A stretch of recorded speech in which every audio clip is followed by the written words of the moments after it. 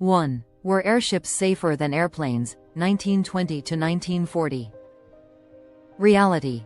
Mixed, but not a simple yes. Airships had fewer flights overall than airplanes, so raw accident counts can mislead. Early airplanes were extremely dangerous, yes. Airships also suffered catastrophic failures, especially in storms, structural stress, and hydrogen ignition. The Hindenburg was not the only disaster. R-101, 1930, killed 48. USS Akron, 1933, killed 73. USS Macon, 1935, lost at sea. So the narrative that airships were, statistically much safer, is not strongly supported when normalized by exposure and operating conditions. Airships were fragile in weather. That was a core limitation. 2. Why did airships disappear so fast? Not a single conspiracy, but a convergence of factors. Airships declined rapidly because a. Catastrophic public trust loss. The Hindenburg disaster was globally broadcast. It created an emotional break. B. Helium was not easily available. Helium was largely controlled by the United States, and export restrictions limited access, especially for Germany. So, just use helium was not politically or economically simple. C. Airplanes improved very fast by World War II. Airplanes became faster, higher range, cheaper, militarily essential. Airships could not compete for passenger transport. D. Infrastructure costs were enormous. Hangars, mooring masts, ground crews, weather constraints. Airships required massive labor and logistics. So the decline was fast because aviation was accelerating fast. Were patents classified and infrastructure demolished deliberately? Some military research did become classified, but that is normal. The demolition of hangars often happened because they were expensive to maintain, obsolete, huge real estate burdens that does not require coordinated suppression. Were airships ether-powered, or harvesting atmospheric free energy?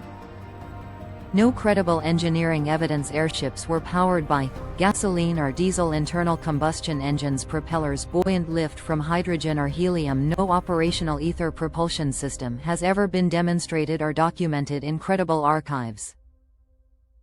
Atmospheric electricity harvesting exists, but it is extremely low power, nowhere near enough for propulsion.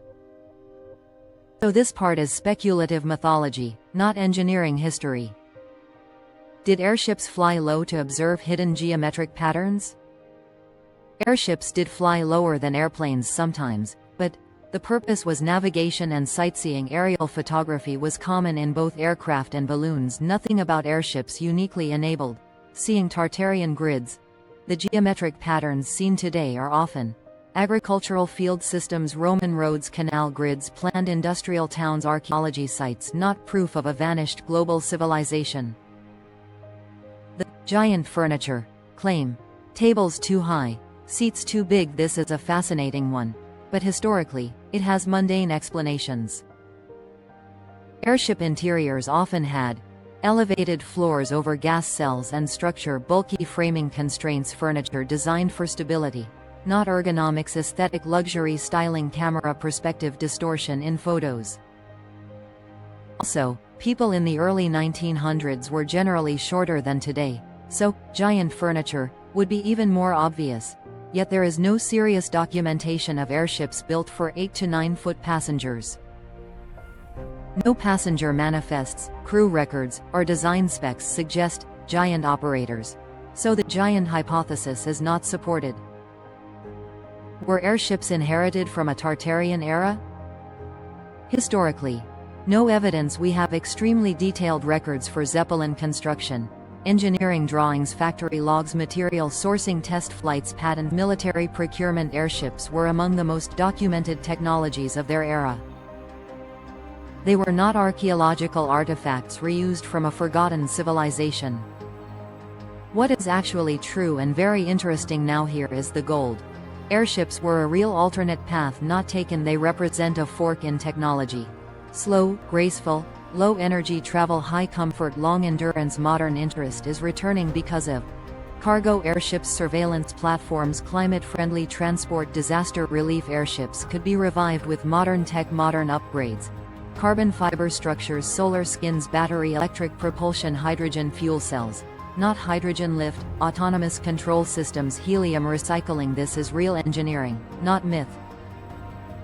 Wizard Roadshow Integration, perfect narrative use. Robert. The best way to use this in your universe is, airships were not Tartarian relics. They were humanity brushing against an older principle.